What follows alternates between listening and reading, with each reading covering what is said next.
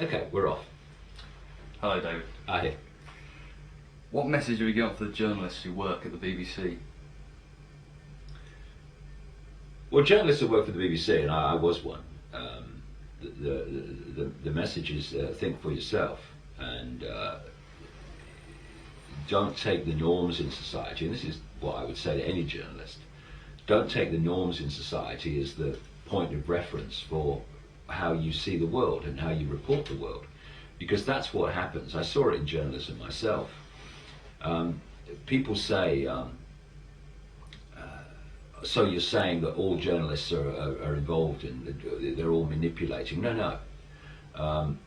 What happens in journalism, mainstream journalism I'm talking about, is they take the norms in society at any point, and that's their point of reference.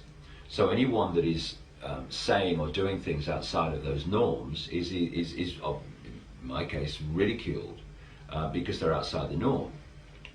So a few centuries ago, today's journalists would have ridiculed anyone who said the Earth was round, because the norm was at that time that it was flat.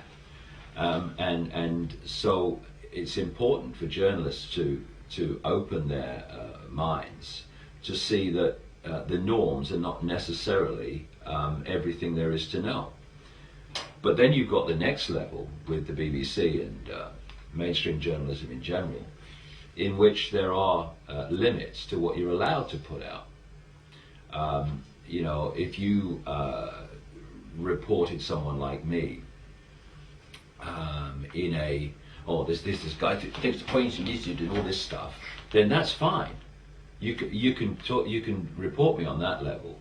But if you said, okay, we're gonna do this report or this documentary on this guy, and actually we're going to take seriously what he's saying, not that we're going to believe it, but what we're going to do is we're going to go with an open mind and we're going to look at the evidence, then that's a completely different situation. And I doubt very much if that would be acceptable, and certainly would never make the air. I've been interviewed a couple of times by tabloid journalists who wanted to do, in the last occasion, a 2-page feature about what I was saying about me, and all the photographs were taken and everything. But his article was going to be, actually, this guy's not crazy, and he might be saying this, but hey, never made the paper, never got in, just never ever used. And this guy was a named frontline writer for that paper, never used.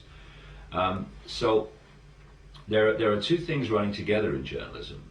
One is the closed-mindedness of most journalists, though certainly not all, and the other thing is even those that are open to seeing life in a more expansive way, they then face the block of the structure. And the worst kind of censorship is self-censorship. This is how the system works. It's like the mouse in the laboratory maze. If you're going to get a shock all the time for going down these channels, then you stop going down them, and you can take the shock technology away, the mouse won't go down there anymore because it's been shocked too many times. And with journalists, if you know that if you cross a certain line in what you write, then there's going to be, it's either going to get spiked, not used, or there's going to be a problem for you, then eventually most journalists know the line they shouldn't cross. And there's a very interesting documentary which is available through the internet. It's about, I forget what it's called now, but it's about Fox News. And it's a documentary talking to former people who worked for Fox News. Of course, Murdoch's station in America was the most biased station I've ever seen. And they tell this whole story of how there's such limits on what they can say and how they can report things, that in the end you just stop putting it in or offering it or doing it if it crosses that line. Self-censorship's the worst thing, because then, there's no confrontation, there's no debate, hey, why is this being censored? It just isn't done, and that's the worst kind of censorship. And journalists who succumb to that, well, they've succumbed to any connection to the word journalist for me.